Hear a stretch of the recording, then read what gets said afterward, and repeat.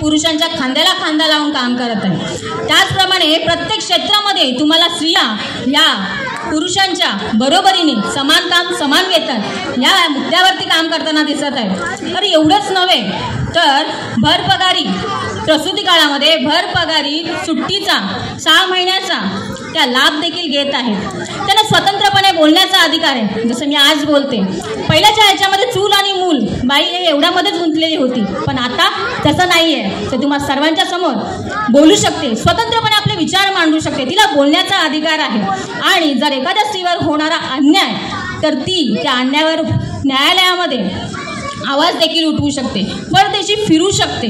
आणि हे सर्व देणारा स्वतंत्र देणारा कायदा म्हणजेच परमपूज्य नेते डॉक्टर बाबासाहेब आंबेडकर यांनी लिहिलेलं संविधान.